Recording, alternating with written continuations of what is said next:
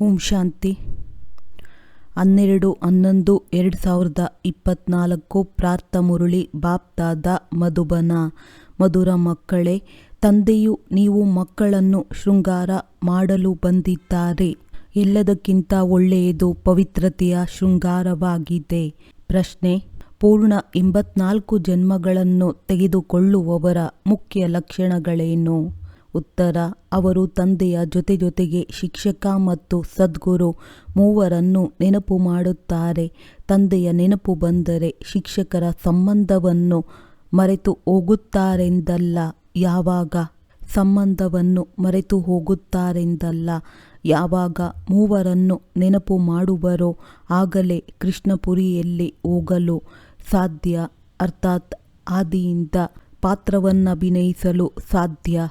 ಅವರನ್ನು ಎಂದೂ ಮಾಯೆಯ ಬಿರುಗಾಳಿಗಳು ಸೋಲಿಸಲು ಸಾಧ್ಯವಿಲ್ಲ.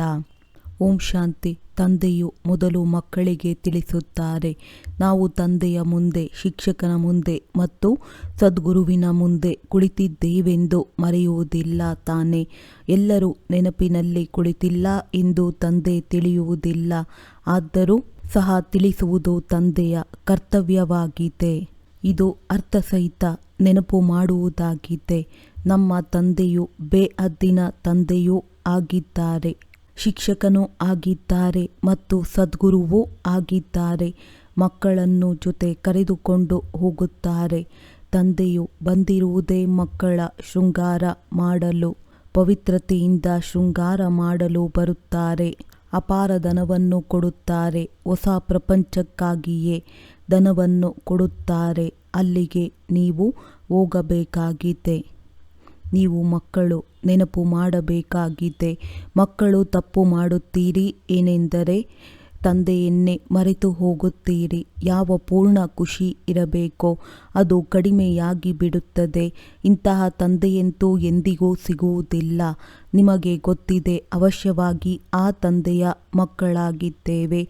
ಅವರು ನಮಗೆ ಓದಿಸುತ್ತಾರೆ. ಆದ್ದರಿಂದ ಅವರು ಅವಶ್ಯವಾಗಿ ಶಿಕ್ಷಕನೂ ಆಗಿದ್ದಾರೆ. ನಮ್ಮ ವಿದ್ಯೆಯು ಹೊಸ ಪ್ರಪಂಚ ಅಮರಪುರಿಗಾಗಿ ಇದೆ. ಈಗ ನಾವು ಸಂಗಮ ಯುಗದಲ್ಲಿ ಕುಳಿತಿದ್ದೇವೆ. ಈ ನೆನಪಂತೂ ಅವಶ್ಯವಾಗಿ ಮಕ್ಕಳಲ್ಲಿರಬೇಕು. ಪಕ್ಕಾ ನೆನಪು ಮಾಡಬೇಕು. ನಿಮಗೆ ತಿಳಿದಿದೆ, ಈ ಸಮಯದಲ್ಲಿ ಕಂಸಪುರಿ ಆಸುರಿ ಪ್ರಪಂಚದಲ್ಲಿದ್ದಾರೆ. ತಿಳಿದುಕೊಳ್ಳಿ, ಯಾರಿಗಾದರೂ ಸಾಕ್ಷಾತ್ಕಾರವಾಗುತ್ತದೆ. ಆದರೆ ಸಾಕ್ಷಾತ್ಕಾರದಿಂದ ಯಾರೂ ಕೃಷ್ಣಪುರಿ ಅಥವಾ ಅವರ ರಾಜ್ಯದಲ್ಲಿ ಹೋಗಲು ಸಾಧ್ಯವಿಲ್ಲ. ಆದರೆ ಯಾವಾಗ ತಂದೆ, ಶಿಕ್ಷಕ ಮತ್ತು ಸದ್ಗುರು ಮೂವರನ್ನು ನೆನಪು ಮಾಡುತ್ತಿರುತ್ತಾರೆಯೋ ಆಗಲೇ ಹೋಗಲು ಸಾಧ್ಯ. ಇಲ್ಲಿ ಆತ್ಮಗಳೊಂದಿಗೆ ಮಾತನಾಡಲಾಗುತ್ತದೆ. ಹೌದು ಬಾಬಾ, ತಾವು ಸತ್ಯವನ್ನೇ ಹೇಳುತ್ತೀರಿ. ತಾವು ತಂದೆಯೂ ಆಗಿದ್ದೀರಿ, ಓದಿಸುವ ಶಿಕ್ಷಕನೂ ಆಗಿದ್ದೀರೆಂದು ಆತ್ಮವೇ ಹೇಳುತ್ತದೆ. ಪರಮ ಆತ್ಮನೇ ಓದಿಸುತ್ತಾರೆ. ಲೌಕಿಕ ವಿದ್ಯೆಯನ್ನೂ ಸಹ ಆತ್ಮವೇ ಶರೀರದ ಮೇಲೆ ಜೊತೆ ಓದಿಸುತ್ತದೆ. ಆದರೆ ಆ ಆತ್ಮನೂ ಪತಿತ, ಶರೀರವೂ ಪತಿತವಾಗಿದೆ. ನಾವು ನರಕವಾಸಿಗಳಾಗಿದ್ದೇವೆಂದು ಪ್ರಪಂಚದವರಿಗೆ ತಿಳಿದೇ ಇಲ್ಲ. ಈಗ ನೀವು ತಿಳಿಯುತ್ತೀರಿ. ನಾವಂತೂ ಈಗ ನಮ್ಮ ವತನಕ್ಕೆ ಹೊರಟೆವು. ಇದು ನಿಮ್ಮ ವತನವಲ್ಲ, ಇದು ರಾವಣನ ಪರವತನವಾಗಿದೆ. ನಿಮ್ಮ ವತನದಲ್ಲಂತೂ ಅಪಾರ ಸುಖವಿರುತ್ತದೆ. ಕಾಂಗ್ರೆಸ್ಸಿನವರು ಪರರಾಜ್ಯದಲ್ಲಿದ್ದೇವೆಂದು ತಿಳಿಯುವುದಿಲ್ಲ. ಮೊದಲು ಮುಸಲ್ಮಾನರ ರಾಜ್ಯದಲ್ಲಿ ಕುಳಿತಿದ್ದೀರಿ, ನಂತರ ಕ್ರಿಶ್ಚಿಯನ್ನರ ರಾಜ್ಯದಲ್ಲಿ ಕುಳಿತುಕೊಂಡಿರಿ. ಈಗ ನಾವು ನಮ್ಮ ರಾಜ್ಯದಲ್ಲಿ ಹೋಗುತ್ತೇವೆಂದು ನಿಮಗೆ ತಿಳಿದಿದೆ. ಮೊದಲು ನಾವು ರಾವಣ ರಾಜ್ಯವನ್ನೇ ನಮ್ಮ ರಾಜ್ಯವೆಂದು ತಿಳಿದಿದ್ದೆವು. ನಾವು ಮೊದಲು ರಾಮ ರಾಜ್ಯದಲ್ಲಿದ್ದೆವು ಎಂಬುದನ್ನೇ ಮರೆತು ಹೋಗಿದ್ದೇವೆ. ಮತ್ತೆ 84 ಜನ್ಮಗಳ ಚಕ್ರದಲ್ಲಿ ಬರುವುದರಿಂದ ರಾವಣ ರಾಜ್ಯದಲ್ಲಿ ದುಃಖದಲ್ಲಿ ಬರಬೇಕಾಯಿತು. ಪರರಾಜ್ಯದಲ್ಲಂತೂ ದುಃಖವೇ ಇರುತ್ತದೆ. ಒಳಗೆ ಈ ಜ್ಞಾನವಿರಬೇಕು. ಆದರೆ 3 ಸಂಬಂಧಗಳನ್ನು ನೆನಪು ಮಾಡಬೇಕು. ಈ ಜ್ಞಾನವನ್ನು ಮನುಷ್ಯರೇ ತೆಗೆದುಕೊಳ್ಳಲು ಸಾಧ್ಯ, ಪ್ರಾಣಿಗಳಂತೂ ಓದುವುದಿಲ್ಲ. ಇದನ್ನು ಸಹ ನೀವು ಮಕ್ಕಳು ತಿಳಿದುಕೊಂಡಿದ್ದೀರಿ. ಸತ್ಯಯುಗದಲ್ಲಿ ಯಾವುದೇ ವಕೀಲ ಮೊದಲಾದ ವಿದ್ಯೆ ಇರುವುದಿಲ್ಲ. ತಂದೆಯು ಇಲ್ಲಿಯೇ ನಿಮ್ಮನ್ನು ಸಂಪನ್ನರನ್ನಾಗಿ ಮಾಡುತ್ತಿದ್ದಾರೆ ಅಂದಾಗ ಎಲ್ಲರೂ ರಾಜರಾಗುವುದಿಲ್ಲ. ವ್ಯಾಪಾರವೂ ನಡೆಯುತ್ತಿರುತ್ತದೆ, ಆದರೆ ಅಲ್ಲಿ ನಿಮಗೆ ಅಪಾರ ಧನವಿರುತ್ತದೆ. ನಷ್ಟವಾಗುವ ನಿಯಮವೇ ಇಲ್ಲ. ಕಳ್ಳತನವೂ ಸಹ ಅಲ್ಲಿ ಆಗುವುದಿಲ್ಲ. ಹೆಸರೇ ಆಗಿದೆ ಸ್ವರ್ಗ. ನಾವು ಅಂತಹ ಸ್ವರ್ಗದಲ್ಲಿದ್ದೆವು. ನಂತರ ಪುನರ್ಜನ್ಮಗಳನ್ನು ತೆಗೆದುಕೊಳ್ಳುತ್ತಾ ಕೆಳಗಿಳಿಯುತ್ತೇವೆಂದು ಈಗ ನೀವು ಮಕ್ಕಳಿಗೆ ಸ್ಮೃತಿ ಬಂದಿದೆ. ಯಾರು 84 ಜನ್ಮಗಳನ್ನು ತೆಗೆದುಕೊಂಡಿದ್ದಾರೆಯೋ ಅವರಿಗೆ ತಂದೆಯು ಕಥೆಯನ್ನು ತಿಳಿಸುತ್ತಾರೆ. 84 ಜನ್ಮಗಳನ್ನು ತೆಗೆದುಕೊಳ್ಳದಿರುವವರನ್ನೇ ಮಾಯೆಯು ಸೋಲಿಸುತ್ತದೆ. ಇದನ್ನು ಸಹ ತಂದೆಯು ತಿಳಿಸುತ್ತಿರುತ್ತಾರೆ. ಎಷ್ಟು ದೊಡ್ಡ ಮಾಯೆಯ ಬಿರುಗಾಳಿಯಾಗಿದೆ. ಅನೇಕರನ್ನು ಮಾಯೆಯು ಸೋಲಿಸುವ ಪ್ರಯತ್ನ ಪಡುತ್ತದೆ. ಮುಂದೆ ಹೋದಂತೆ ನೀವು ಬಹಳಷ್ಟು ಓದುತ್ತೀರಿ, ಕೇಳುತ್ತೀರಿ. ತಂದೆಯ ಬಳಿ ಎಲ್ಲರ ಭಾವಚಿತ್ರಗಳಿದ್ದರೆ ಇವರು ಇಷ್ಟು ದಿನಗಳಿದ್ದರು ತಂದೆಯ ಮಗುವಾಗಿ ಮತ್ತೆ ಮಾಯೆಯು ತಿಂದು ಬಿಟ್ಟಿತು ಎಂದು ವಿಚಿತ್ರವನ್ನು ತೋರಿಸುತ್ತಿದ್ದರು. ಸತ್ತು ಹೋದರೆಂದರೆ ಹೋಗಿ ಮಾಯೆಯ ಜೊತೆ ಸೇರಿದರು. ಇಲ್ಲಿ ಈ ಸಮಯದಲ್ಲಿ ಯಾರಾದರೂ ಶರೀರ ಬಿಡುತ್ತಾರೆಂದರೆ ಇದೇ ಪ್ರಪಂಚಕ್ಕೆ ಬಂದು ಜನ್ಮ ಪಡೆಯುತ್ತಾರೆ. ನೀವು ಶರೀರ ಬಿಟ್ಟರೆ ತಂದೆಯ ಜೊತೆ ಬೇಹದ್ದಿನ ಮನೆಯಲ್ಲಿ ಹೋಗುತ್ತೀರಿ. ಅಲ್ಲಿ ತಂದೆ, ತಾಯಿ, ಮಕ್ಕಳು ಎಲ್ಲರೂ ಇದ್ದಾರಲ್ಲವೇ? ಪರಿವಾರವೇ ಈ ರೀತಿ ಇರುತ್ತದೆ. ಮೂಲ ವತನದಲ್ಲಿ ತಂದೆ ಮತ್ತು ಸಹೋದರರಿರುತ್ತಾರೆ. ಮತ್ಯಾವ ಸಂಬಂಧವಿರುವುದಿಲ್ಲ. ಇಲ್ಲಿ ತಂದೆ ಮತ್ತು ಸಹೋದರ ಸಹೋದರಿಯರಿದ್ದಾರೆ. ಮತ್ತೆ ವೃದ್ಧಿಯನ್ನು ಹೊಂದುತ್ತಾ ಹೋಗುತ್ತಾರೆ. ಚಿಕ್ಕಪ್ಪ, ದೊಡ್ಡಪ್ಪ ಇತ್ಯಾದಿ ಬಹಳ ಸಂಬಂಧಗಳಾಗಿ ಬಿಡುತ್ತವೆ. ಈ ಸಂಗಮದಲ್ಲಿ ನೀವು ಪ್ರಜಾಪಿತ ಬ್ರಹ್ಮನ ಮಕ್ಕಳಾದರೆ ಸಹೋದರ ಸಹೋದರಿಯರಾಗುತ್ತೀರಿ. ಶಿವ ತಂದೆಯ ನೆನಪು ಮಾಡುತ್ತೀರೆಂದರೆ ಸಹೋದರರಾಗಿದ್ದೀರಿ. ಇವೆಲ್ಲ ಮಾತುಗಳನ್ನು ಬಹಳ ಚೆನ್ನಾಗಿ ನೆನಪು ಮಾಡಬೇಕಾಗಿದೆ. ಅನೇಕ ಮಕ್ಕಳು ಮರೆತು ಹೋಗುತ್ತಾರೆ. ತಂದೆಯಂತೂ ತಿಳಿಸುತ್ತಿರುತ್ತಾರೆ. ಮಕ್ಕಳನ್ನು ತಲೆಯ ಮೇಲೆ ಕೂರಿಸಿಕೊಳ್ಳುವುದು ತಂದೆಯ ಕರ್ತವ್ಯವಾಗಿದೆ. ಆದ್ದರಿಂದಲೇ ನಮಸ್ತೆ ನಮಸ್ತೆ ಎನ್ನುತ್ತಿರುತ್ತಾರೆ. ಅರ್ಥವನ್ನು ತಿಳಿಸುತ್ತಾರೆ. ಭಕ್ತಿ ಮಾಡುವಂತಹ ಸಾಧು, ಸಂತ ಮುಂತಾದವರ್ಯಾರೂ ಸಹ ಜೀವನ್ಮುಕ್ತಿಯ ಮಾರ್ಗವನ್ನು ತಿಳಿಸುವುದಿಲ್ಲ. ಅವರು ಮುಕ್ತಿಗಾಗಿಯೇ ಪುರುಷಾರ್ಥ ಮಾಡುತ್ತಿರುತ್ತಾರೆ. ಅವರು ನಿವೃತ್ತಿ ಮಾರ್ಗದವರಾಗಿದ್ದಾರೆ. ಅವರು ರಾಜಯೋಗವನ್ನು ಹೇಗೆ ಕಲಿಸುತ್ತಾರೆ? ರಾಜಯೋಗವು ಪ್ರವೃತ್ತಿ ಮಾರ್ಗದ್ದಾಗಿದೆ. ಪ್ರಜಾಪಿತ ಬ್ರಹ್ಮನಿಗೆ 4 ಭುಜಗಳನ್ನು ತೋರಿಸುತ್ತಾರೆಂದರೆ ಪ್ರವೃತ್ತಿ ಮಾರ್ಗವಾಯಿತಲ್ಲವೇ? ಇಲ್ಲಿ ತಂದೆಯು ಇವರನ್ನು ದತ್ತು ಮಾಡಿಕೊಂಡಿರುವುದರಿಂದ ಬ್ರಹ್ಮ ಸರಸ್ವತಿ ಎಂದು ಹೆಸರಿಟ್ಟಿದ್ದಾರೆ. ನಾಟಕದಲ್ಲಿ ನೋಡಿ ಹೇಗೆ ನಿಗದಿಯಾಗಿದೆ. ವಾನಪ್ರಸ್ಥ ಸ್ಥಿತಿಯಲ್ಲಿಯೇ ಮನುಷ್ಯರು 60 ವರ್ಷಗಳ ನಂತರ ಗುರುಗಳನ್ನಾಗಿ ಮಾಡಿಕೊಳ್ಳುತ್ತಾರೆ. ಇವರಲ್ಲಿಯೂ 60 ವರ್ಷಗಳ ನಂತರ ತಂದೆಯು ಪ್ರವೇಶ ಮಾಡಿದರೆಂದರೆ ತಂದೆ ಶಿಕ್ಷಕ ಗುರುವಾಗಿ ಬಿಟ್ಟರು. ಈಗಂತೂ ನಿಯಮವೇ ಕೆಟ್ಟು ಹೋಗಿದೆ. ಚಿಕ್ಕ ಮಗುವನ್ನು ಸಹ ಗುರು ಮಾಡಿಸಿಬಿಡುತ್ತಾರೆ. ಇವರಂತೂ ನಿರಾಕಾರನಾಗಿದ್ದಾರೆ. ನೀವಾತ್ಮಗಳಿಗೆ ಇವರು ತಂದೆಯೂ ಆಗುತ್ತಾರೆ, ಶಿಕ್ಷಕ ಸದ್ಗುರುವೂ ಆಗುತ್ತಾರೆ. ನಿರಾಕಾರಿ ಪ್ರಪಂಚಕ್ಕೆ ಆತ್ಮಗಳ ಪ್ರಪಂಚವೆಂದು ಹೇಳುತ್ತಾರೆ. ಪ್ರಪಂಚವೇ ಇಲ್ಲವೆಂದು ಹೇಳುವುದಿಲ್ಲ. ಅದಕ್ಕೆ ಶಾಂತಿಧಾಮವೆಂದು ಹೇಳಲಾಗುತ್ತದೆ. ಅಲ್ಲಿ ಆತ್ಮಗಳಿರುತ್ತಾರೆ. ಒಂದು ವೇಳೆ ಪರಮಾತ್ಮನಿಗೆ ನಾಮ, ರೂಪ, ದೇಶ, ಕಾಲವೇ ಇಲ್ಲವೆಂದರೆ ಮತ್ತೆ ಮಕ್ಕಳೆಲ್ಲಿಂದ ಬರುತ್ತೀರಿ? ನೀವು ಮಕ್ಕಳೇ. ವಿಶ್ವದ ಇತಿಹಾಸ, ಭೂಗೋಳವು ಹೇಗೆ ಪುನರಾವರ್ತನೆಯಾಗುತ್ತದೆ ಎಂದು ತಿಳಿದುಕೊಂಡಿದ್ದೀರಿ. ಚೈತನ್ಯದ್ದೇ ಇತಿಹಾಸವಿರುತ್ತದೆ. ಭೂಗೋಳವು ಜಡ ವಸ್ತುವಿಗೆ ಇರುತ್ತದೆ. ನಾವು ಎಲ್ಲಿಯವರೆಗೆ ರಾಜ್ಯ ಮಾಡುತ್ತೇವೆ ಎಂದು ನೀವಾತ್ಮಗಳಿಗೆ ತಿಳಿದಿದೆ. ಚರಿತ್ರೆಯನ್ನು ಆಡಲಾಗುತ್ತದೆ. ಇದಕ್ಕೆ ಕಥೆಯೆಂದು ಹೇಳುತ್ತಾರೆ. ಭೂಗೋಳವು ದೇಶದ್ದಾಗಿರುತ್ತದೆ. ಚೈತನ್ಯವೇ ರಾಜ್ಯ ಮಾಡಿದ್ದರು, ಜಡವಂತೂ ರಾಜ್ಯ ಮಾಡಲಿಲ್ಲ. ಎಷ್ಟು ಸಮಯದಲ್ಲಿ ಯಾರ ರಾಜ್ಯವಿತ್ತು? ಕ್ರಿಶ್ಚಿಯನ್ನರು ಭಾರತದಲ್ಲಿ ಯಾವಾಗಿನಿಂದ ಇಲ್ಲಿಯವರೆಗೆ ರಾಜ್ಯ ಮಾಡಿದರು? ಈ ವಿಶ್ವದ ಇತಿಹಾಸ ಭೂಗೋಳವನ್ನು ಯಾರೂ ತಿಳಿದುಕೊಂಡೇ ಇಲ್ಲ.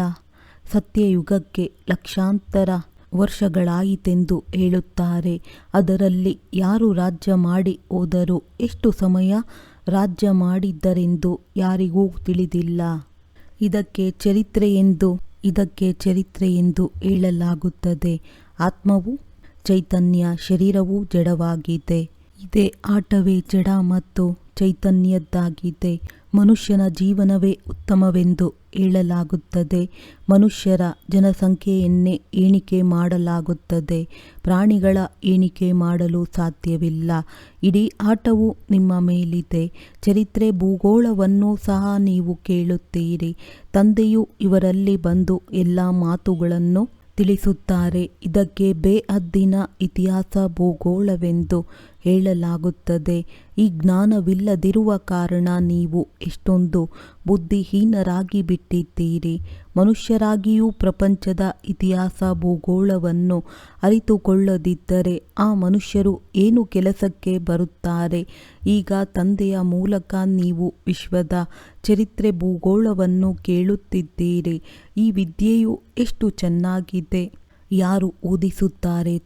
ತಂದೆಯೇ ಶ್ರೇಷ್ಠಾತಿಶ್ರೇಷ್ಠ ಪದವಿಯನ್ನು ಕೊಡಿಸುವವರಾಗಿದ್ದಾರೆ. ಈ ಲಕ್ಷ್ಮೀ ನಾರಾಯಣ ಅವರ ಜೊತೆ ಯಾರು ಸ್ವರ್ಗದಲ್ಲಿರುತ್ತಾರೆಯೋ ಅವರದ್ದು ಶ್ರೇಷ್ಠಾತಿಶ್ರೇಷ್ಠ ಪದವಿಯಾಗಿದೆಯಲ್ಲವೇ? ಅಲ್ಲಿ ವಕೀಲ ಮೊದಲಾದ ಕೆಲಸವನ್ನು ಮಾಡುವುದಿಲ್ಲ. ಅಲ್ಲಂತೂ ಕೇವಲ ಕಲಿಯಬೇಕಾಗಿದೆ. ಕಲಿಯದಿದ್ದರೆ ಮನೆ ಇತ್ಯಾದಿಗಳು ಹೇಗಾಗುತ್ತವೆ? ಒಬ್ಬರು ಇನ್ನೊಬ್ಬರಿಗೆ ಕಲೆಯನ್ನು ಕಲಿಸುತ್ತಾರೆ. ಇಲ್ಲದಿದ್ದರೆ ಇಷ್ಟೊಂದು ಮನೆ ಇತ್ಯಾದಿಗಳನ್ನು ಯಾರು ಮಾಡುತ್ತಾರೆ? ತಾನೇ ಆಗಿಬಿಡುವುದಿಲ್ಲ. ಇದೆಲ್ಲ ರಹಸ್ಯವು ಈಗ ನೀವು ಮಕ್ಕಳ ಬುದ್ಧಿಯಲ್ಲಿ ನಂಬರ್ವಾರ್ ಪುರುಷಾರ್ಥದನುಸಾರ ಇರುತ್ತದೆ. ಈ ಚಕ್ರವು ಹೇಗೆ ಸುತ್ತುತ್ತದೆ?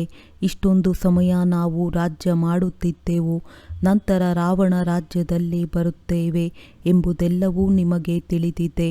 ನಾವು ರಾವಣ ರಾಜ್ಯದಲ್ಲಿದ್ದೇವೆ ಎಂಬುದನ್ನು ಪ್ರಪಂಚದವರು ತಿಳಿದುಕೊಂಡಿಲ್ಲ. ತಂದೆಯೇ ನಮ್ಮನ್ನು ರಾವಣ ರಾಜ್ಯದಿಂದ ಬಿಡಿಸಿ ಎಂದು ಹೇಳುತ್ತಾರೆ. ಕಾಂಗ್ರೆಸ್ಸಿನವರು ಕ್ರಿಶ್ಚಿಯನ್ನರ ರಾಜ್ಯದಿಂದ ತಮ್ಮನ್ನು ಬಿಡಿಸಿದರು. ಈಗ ತಂದೆಯೇ ನಮ್ಮನ್ನು ಬಿಡಿಸಿ ಎಂದು ಮತ್ತೆ ಹೇಳುತ್ತಾರೆ. ಅಂದ ಮೇಲೆ ಈಗ ಸ್ಮೃತಿಗೆ ಬರುತ್ತದೆ ಎಲ್ಲವೇ? ಇವರು ಈಗೇಕೆ ಹೇಳುತ್ತಾರೆ ಎಂಬುದನ್ನು ತಿಳಿದುಕೊಂಡಿಲ್ಲ. ಈಗ ನಿಮಗೆ ತಿಳಿದಿದೆ. ಇಡೀ ಸೃಷ್ಟಿಯಲ್ಲಿಯೇ ರಾವಣ ರಾಜ್ಯವಿದೆ. ರಾಮರಾಜ್ಯವು ಬೇಕೆಂದು ಎಲ್ಲರೂ ಹೇಳುತ್ತಾರೆಂದರೆ ಇದರಿಂದ ಬಿಡಿಸುವವರು ಯಾರು? ಪರಮಾತ್ಮನೇ ನಮ್ಮನ್ನು ಬಿಡಿಸಿ ಮಾರ್ಗದರ್ಶಕನಾಗಿ ಕರೆದುಕೊಂಡು ಹೋಗುತ್ತಾರೆಂದು ತಿಳಿಯುತ್ತಾರೆ. ಭಾರತವಾಸಿಗಳಿಗೆ ಇಷ್ಟೊಂದು ಬುದ್ಧಿ ಇಲ್ಲ. ಇವರಂತೂ ಸಂಪೂರ್ಣ ತಮೋಪ್ರಧಾನರಾಗಿದ್ದಾರೆ. ಕ್ರಿಶ್ಚಿಯನ್ನರು ಅಷ್ಟೊಂದು ದುಃಖವನ್ನು ತೆಗೆದುಕೊಳ್ಳುವುದಿಲ್ಲ, ಅಷ್ಟು ಸುಖವನ್ನು ಪಡೆಯುವುದಿಲ್ಲ. ಭಾರತವಾಸಿಗಳಿಗೆ ಎಲ್ಲರಿಗಿಂತ ಹೆಚ್ಚಿನ ಸುಖಿಯಾಗುತ್ತಾರೆ ಮತ್ತು ದುಃಖಿಯೂ ಆಗಿದ್ದಾರೆ. ಲೆಕ್ಕವಾಗಿದೆ ಎಲ್ಲವೇ? ಈಗ ಎಷ್ಟೊಂದು ದುಃಖವಿದೆ. ಯಾರು ಧಾರ್ಮಿಕ ವ್ಯಕ್ತಿಗಳಿದ್ದಾರೆಯೋ ಅವರು ಓ ಗಾಡ್ ಫಾದರ್, ಲಿಬರೇಟರ್ ಎಂದು ನೆನಪು ಮಾಡುತ್ತಾರೆ. ಈಗ ನಿಮ್ಮ ಹೃದಯದಲ್ಲಿಯೂ ಇದೆ. ಬಾಬಾ ಬಂದು ನಮ್ಮ ದುಃಖವನ್ನು ಹರಣ ಮಾಡಿ ಅಥವಾ ಸುಖಧಾಮದಲ್ಲಿ ಕರೆದುಕೊಂಡು ಹೋಗಿ, ಶಾಂತಿಧಾಮಕ್ಕೆ ಕರೆದುಕೊಂಡು ಹೋಗಿ ಎಂದು ಹೇಳುತ್ತಾರೆ. ಆದರೆ ಶಾಂತಿಧಾಮ ಮತ್ತು ಸುಖಧಾಮಕ್ಕೆ ಕರೆದುಕೊಂಡು ಹೋಗಿ ಎಂದು ಹೇಳುತ್ತೀರಿ. ಈಗ ತಂದೆಯು ಬಂದಿದ್ದಾರೆಂದರೆ ಬಹಳ ಖುಷಿಯಾಗಬೇಕು. ಭಕ್ತಿ ಮಾರ್ಗದಲ್ಲಿ ಎಷ್ಟೊಂದು ಕನರಸವಿದೆ. ಅದರಲ್ಲಿ ಯಥಾರ್ಥ ಮಾತುಗಳಂತೂ ಯಾವುದೂ ಇಲ್ಲ. ಹಿಟ್ಟಿನಲ್ಲಿ ಉಪ್ಪಿನಷ್ಟು ಸತ್ಯವಿದೆ. ಚಂಡಿಕಾದೇವಿಯ ಮೇಳವಾಗುತ್ತದೆ. ಈಗ ಚಂಡಿಕಾದೇವಿಯ ಮೇಳವು ಏಕೆ ಆಗುತ್ತದೆ? ಯಾರಿಗೆ ಚಂಡಿಕಾ ಎಂದು ಹೇಳಲಾಗುತ್ತದೆ? ತಂದೆಯು ತಿಳಿಸಿದ್ದಾರೆ. ಇಲ್ಲಿಂದಲೇ ಚಂಡಾಲರ ಜನ್ಮವನ್ನು ತೆಗೆದುಕೊಳ್ಳುತ್ತಾರೆ. ಇಲ್ಲಿ ತಿಂದು ಕುಡಿದು ಕೊಟ್ಟ ಮೇಲೂ ಸಹ ಮತ್ತೆ ನಾವು ಏನು ಕೊಟ್ಟೆವು ಅದನ್ನು ಕೊಡಿ, ನಾವಿದನ್ನು ಒಪ್ಪುವುದಿಲ್ಲ ಎಂದು ಹೇಳುತ್ತಾರೆ. ಸಂಶಯವು ಬಂದು ಬಿಡುತ್ತದೆ ಎಂದರೆ ಅವರು ಹೋಗಿ ಏನಾಗುತ್ತಾರೆ, ಇಂತಹ ಚಂಡಿಕಾ ದೇವಿಯ ಮೇಳವು ಆಗುತ್ತದೆ. ಏಕೆಂದರೆ ಸತ್ಯಯುಗದಲ್ಲಂತೂ ಹೋಗುತ್ತಾರಲ್ಲವೇ, ಸ್ವಲ್ಪ ಸಮಯ ಸಹಯೋಗಿಗಳಾದ್ದರಿಂದ ಸ್ವರ್ಗದಲ್ಲಿ ಬಂದು ಬಿಡುತ್ತಾರೆ. ಆ ಭಕ್ತರಿಗಂತೂ ಗೊತ್ತೇ ಇಲ್ಲ, ಜ್ಞಾನವಂತೂ ಯಾರ ಬಳಿಯೂ ಇಲ್ಲ. ಅದು ಚಿತ್ರಗಳ ಗೀತೆಯಾಗಿದೆ. ಎಷ್ಟೊಂದು ಹಣವನ್ನು ಸಂಪಾದಿಸುತ್ತಾರೆ. ಇತ್ತೀಚಿನ ಚಿತ್ರಗಳನ್ನು ಎಲ್ಲರೂ ಪ್ರೀತಿಸುತ್ತಾರೆ. ಅದಕ್ಕೆ ಕಲೆಯೆಂದು ತಿಳಿಯುತ್ತಾರೆ. ದೇವತೆಗಳ ಚಿತ್ರಗಳು ಹೇಗಿರುತ್ತವೆ ಎಂದು ಮನುಷ್ಯರಿಗೇನೋ ಗೊತ್ತು. ನೀವು ಮೂಲತಃ ಹೇಗಿದ್ದೀರಿ, ನಂತರ ಏನಾಗಿ ಬಿಟ್ಟಿದ್ದೀರಿ, ಅಲ್ಲಿ ಯಾರು ಅಂಧರು ಕಿವುಡರು ಇರುವುದಿಲ್ಲ. ದೇವತೆಗಳಿಗೆ ಸ್ವಾಭಾವಿಕ ಸೌಂದರ್ಯವಿರುತ್ತದೆ. ಆದ್ದರಿಂದ ಎಲ್ಲವನ್ನೂ ತಿಳಿಸಿ ಮತ್ತೆ ಹೇಳುತ್ತಾರೆ, ಮಕ್ಕಳೇ, ತಂದೆಯನ್ನು ನೆನಪು ಮಾಡಿ. ತಂದೆಯೂ ಆಗಿದ್ದಾರೆ, ಶಿಕ್ಷಕ ಸದ್ಗುರುವೂ ಆಗಿದ್ದಾರೆ. 3 ರೂಪಗಳಲ್ಲಿ ನೆನಪು ಮಾಡಿ, ಆಗ 3 ಆಸ್ತಿಗಳು ಸಿಗುತ್ತವೆ. ಅಂತಿಮದಲ್ಲಿ ಬರುವವರು 3 ರೂಪಗಳಲ್ಲಿ ನೆನಪು ಮಾಡಲು ಸಾಧ್ಯವಿಲ್ಲ, ಮತ್ತೆ ಭಕ್ತಿಯಲ್ಲಿ ಹೊರಟು ಹೋಗುತ್ತಾರೆ. ತಂದೆಯು ತಿಳಿಸುತ್ತಾರೆ, ಸೂಕ್ಷ್ಮವತನದಲ್ಲಿ ಏನೆಲ್ಲವನ್ನು ನೀವು ನೋಡುತ್ತೀರೋ ಎಲ್ಲವೂ ಸಾಕ್ಷಾತ್ಕಾರದ ಮಾತುಗಳಾಗಿವೆ. ಬಾಕಿ ಚರಿತ್ರೆ ಭೂಗೋಳವೆಲ್ಲವೂ ಇಲ್ಲಿಯದ್ದಾಗಿದೆ. ಇದರ ಆಯಸ್ಸು ಯಾರಿಗೂ ತಿಳಿದಿಲ್ಲ. ಈಗ ನೀವು ಮಕ್ಕಳಿಗೆ ತಂದೆಯೂ ತಿಳಿಸಿದ್ದಾರೆ, ಮತ್ತೆ ನೀವು ಯಾರಿಗಾದರೂ ಇದನ್ನು ತಿಳಿಸಬಹುದು. ಮೊಟ್ಟಮೊದಲು ತಂದೆಯ ಪರಿಚಯ ಕೊಡಬೇಕಾಗಿದೆ. ಅವರು ಬೇಹದ್ದಿನ ಪಾರಲೌಕಿಕ ತಂದೆಯಾಗಿದ್ದಾರೆ. ಲೌಕಿಕ ತಂದೆಗೆ ಪರಮಾತ್ಮನೆಂದು ಹೇಳಲಾಗುವುದಿಲ್ಲ. ಪರಮಾತ್ಮನು ಒಬ್ಬರೇ ಆಗಿದ್ದಾರೆ. ಅವರಿಗೆ ಭಗವಂತನೆಂದು ಹೇಳಲಾಗುತ್ತದೆ. ಅವರು ಜ್ಞಾನಪೂರ್ಣನಾಗಿದ್ದಾರೆ, ಆದ್ದರಿಂದ ಜ್ಞಾನವನ್ನು ಕಲಿಸುತ್ತಾರೆ. ಈ ಈಶ್ವರೀಯ ಜ್ಞಾನವು ಆದಾಯದ ಮೂಲವಾಗಿದೆ. ಜ್ಞಾನವೂ ಸಹ ಉತ್ತಮ, ಮಧ್ಯಮ, ಕನಿಷ್ಠವಿರುತ್ತದೆ ಎಲ್ಲವೇ. ತಂದೆಯು ಶ್ರೇಷ್ಠಾತಿ ಶ್ರೇಷ್ಠನಾಗಿದ್ದಾರೆ ಅಂದಾಗ ವಿದ್ಯೆಯೂ ಶ್ರೇಷ್ಠಾತಿ ಶ್ರೇಷ್ಠವಾಗಿದೆ, ಪದವಿಯೂ ಶ್ರೇಷ್ಠವಾಗಿದೆ. ಚರಿತ್ರೆ ಭೂಗೋಳವನ್ನಂತೂ ಬೇಗನೆ ಅರಿತುಕೊಳ್ಳುತ್ತಾರೆ. ಉಳಿದಂತೆ ನೆನಪಿನ ಯಾತ್ರೆಯಲ್ಲಿ ಯುದ್ಧವೂ ನಡೆಯುತ್ತದೆ. ಇದರಲ್ಲಿ ನೀವು ಸೋಲುತ್ತೀರೆಂದರೆ ಜ್ಞಾನದಲ್ಲಿಯೂ ಸೋಲುತ್ತೀರಿ. ಸೋತು ಓಡಿ ಹೋಗುತ್ತಾರೆಂದರೆ ಜ್ಞಾನದಲ್ಲಿಯೂ ಓಡಿ ಹೋಗುತ್ತಾರೆ. ಪುನಃ ಹೇಗಿದ್ದವರು ಹಾಗೆಯೇ ಉಳಿಯುತ್ತಾರೆ. ಇನ್ನೂ ಕನಿಷ್ಠ ಮಟ್ಟಕ್ಕೆ ಇಳಿಯುತ್ತಾರೆ. ತಂದೆಯ ಮುಂದೆ ಚಲನೆಯಿಂದಲೇ ದೇಹಾಭಿಮಾನವು ತಕ್ಷಣ ಪ್ರಸಿದ್ಧವಾಗಿ ಬಿಡುತ್ತದೆ. ಬ್ರಾಹ್ಮಣರ ಮಾಲೆಯೂ ಇದೆ. ಆದರೆ ನಾವು ಹೇಗೆ ನಂಬರ್ ವಾರ್ ಇಲ್ಲಿ ಕುಳಿತುಕೊಳ್ಳುವುದೆಂದು ಕೆಲವರಿಗೆ ತಿಳಿದೇ ಇಲ್ಲ. ದೇಹಾಭಿಮಾನವಿದೆಯಲ್ಲವೇ, ನಿಶ್ಚಯ ಉಳ್ಳವರಿಗೆ ಅವಶ್ಯವಾಗಿ ಅಪಾರ ಖುಷಿ ಇರುವುದು. ನಾನು ಈ ಶರೀರವನ್ನು ಬಿಟ್ಟು ಹೋಗಿ ರಾಜಕುಮಾರನಾಗುತ್ತೇನೆಂದು ಯಾರಿಗೆ ನಿಶ್ಚಯವಿದೆ? ಎಲ್ಲರೂ ಕೈಯನ್ನೆತ್ತಿದ್ದರು. ಮಕ್ಕಳಲ್ಲಿ ಎಷ್ಟೊಂದು ಖುಷಿ ಇರುತ್ತದೆ. ನಿಮ್ಮೆಲ್ಲರಲ್ಲಿಯೂ ಪೂರ್ಣ ದೈವಿ ಗುಣಗಳಿರಬೇಕು. ಯಾವಾಗ ನಿಶ್ಚಯವಿದೆಯೆಂದರೆ ನಿಶ್ಚಯ ಬುದ್ಧಿಯವರು ವಿಜಯ ಮಾಲೆಯಲ್ಲಿ ಪೋಣಿಸಲ್ಪಡುತ್ತಾರೆ, ಅಂದರೆ ರಾಜಕುಮಾರನಾಗುತ್ತಾರೆ. ಇಂತಹ ಒಂದು ದಿನವೂ ಅವಶ್ಯವಾಗಿ ಬರುತ್ತದೆ. ವಿದೇಶಿಯರು ಎಲ್ಲರಿಗಿಂತ ಹೆಚ್ಚಿನದಾಗಿ ಅಬೂ ಪರ್ವತಕ್ಕೆ ಬರುತ್ತಾರೆ. ಮತ್ತೆಲ್ಲ ತೀರ್ಥಯಾತ್ರೆಗಳನ್ನು ಬಿಟ್ಟು ಬಿಡುತ್ತಾರೆ. ಭಾರತದ ರಾಜಯೋಗವನ್ನು ಕಲಿಯಬೇಕು. ಯಾರು ಸ್ವರ್ಗವನ್ನು ಸ್ಥಾಪನೆ ಮಾಡಿದರೆಂದು ಅವರು ತಿಳಿಯ ಬಯಸುತ್ತಾರೆ. ಪುರುಷಾರ್ಥ ಮಾಡಲಾಗುತ್ತದೆ. ಕಲ್ಪದ ಹಿಂದೆ ಇದು ಆಗಿದ್ದರೆ ಅವಶ್ಯವಾಗಿ ಮ್ಯೂಸಿಯಂ ಆಗಿಬಿಡುತ್ತದೆ. ತಿಳಿಸಬೇಕು. ಆಗ ಇಂತಹ ಪ್ರದರ್ಶನಿಯನ್ನು ಸದಾ ಕಾಲಕ್ಕಾಗಿ ಇಡಬಯಸುತ್ತೇವೆ. 4-5 ವರ್ಷಗಳಿಗಾಗಿ ಭೋಗ್ಯಕ್ಕೆ ಮನೆಯನ್ನು ತೆಗೆದುಕೊಂಡಾದರೂ ಇರಬಹುದು. ನಾವು ಸುಖಧಾಮವನ್ನಾಗಿ ಮಾಡಲು ಭಾರತದ ಸೇವೆಯನ್ನು ಮಾಡುತ್ತೇವೆ. ಇದರಲ್ಲಿ ಅನೇಕರ ಕಲ್ಯಾಣವಾಗುವುದು ಒಳ್ಳೆಯದು. ಮಧುರಾತಿ ಮಧುರ ಅಗಲಿ ಹೋಗಿ ಮರಳಿ ಸಿಕ್ಕಿರುವಂತಹ ಮಕ್ಕಳಿಗೆ ಪ್ರೀತಿಯ ಪಿತಾ ಬಾಪ್ ದಾದಾರವರ ನೆನಪು ಪ್ರೀತಿ ಹಾಗೂ ನಮಸ್ತೆ. ಆತ್ಮೀಯ ಮಕ್ಕಳಿಗೆ ಆತ್ಮೀಯ ತಂದೆಯ ನಮಸ್ತೆ. ಧಾರಣೆಗಾಗಿ ಮುಖ್ಯ ಸಾರ: ಅಪಾರ ಖುಷಿಯಲ್ಲಿರಲು ಸದಾ ಸ್ಮೃತಿ ಇರಲಿ. ಸ್ವಯಂ ತಂದೆಯೇ ನಮ್ಮ ಶೃಂಗಾರ ಮಾಡುತ್ತಿದ್ದಾರೆ. ಅವರು ನಮಗೆ ಅಪಾರ ಧನವನ್ನು ಕೊಡುತ್ತಾರೆ. ನಾವು ಹೊಸ ಪ್ರಪಂಚ ಅಮರಪುರಿಗೆ ಹೋಗುವುದಕ್ಕಾಗಿ ಓದುತ್ತಿದ್ದೇವೆ. ವಿಜಯ ಮಾಲೆಯಲ್ಲಿ ಪೋಣಿಸಲ್ಪಡಲು ನಿಶ್ಚಯ ಬುದ್ಧಿಯವರಾಗಿ ದೈವಿ ಗುಣಗಳನ್ನು ಧಾರಣೆ ಮಾಡಬೇಕಾಗಿದೆ. ಕೊಟ್ಟ ವಸ್ತುವನ್ನು ಹಿಂತಿರುಗಿ ತೆಗೆದುಕೊಳ್ಳುವ ಸಂಕಲ್ಪವು ಎಂದಿಗೂ ಬರಬಾರದು. ಸಂಶಯ ಬುದ್ಧಿಯವರಾಗಿ ತಮ್ಮ ಪದವಿಯನ್ನು ಕಳೆದುಕೊಳ್ಳಬಾರದು. ವರದಾನ: ಕ್ರೋಧಿ ಆತ್ಮರಿಗೆ ದಯೆಯ ಶೀತಲ ಜಲದ ಮೂಲಕ ಗುಣದಾನ ಕೊಡುವಂತಹ ವರದಾನಿ ಆತ್ಮಭವ. ತಮ್ಮ ಮುಂದೆ ಯಾರೇ ಕ್ರೋಧಾಗ್ನಿಯಲ್ಲಿ ಸುಡುತ್ತಿರುವವರು ಬಂದರೂ, ತಮಗೆ ನಿಂದನೆ ಮಾಡಿದರೂ, ಗ್ಲಾನಿ ಮಾಡಿದರೂ, ಆಗ ಇಂತಹ ಆತ್ಮನಿಗೂ ಸಹ ತಮ್ಮ ಶುಭ ಭಾವನೆ, ಶುಭ ಕಾಮನೆಯ ಮೂಲಕ, ವೃತ್ತಿಯ ಮೂಲಕ, ಸ್ಥಿತಿಯ ಮೂಲಕ ಗುಣದಾನ ಅಥವಾ ಸಹನಶೀಲತೆಯ ಶಕ್ತಿಯ ವರದಾನವನ್ನು ಕೊಡಿ. ಕ್ರೋಧಿ ಆತ್ಮನು ಪರವಶನಾಗಿದ್ದಾನೆ. ಇಂತಹ ಪರವಶ ಆತ್ಮನಿಗೆ ದಯೆಯ ಶೀತಲ ಜಲದ ಮೂಲಕ ಶಾಂತ ಮಾಡಿಬಿಡಿ. ಇದು ತಾವು ವರದಾನಿ ಆತ್ಮರ ಕರ್ತವ್ಯವಾಗಿದೆ.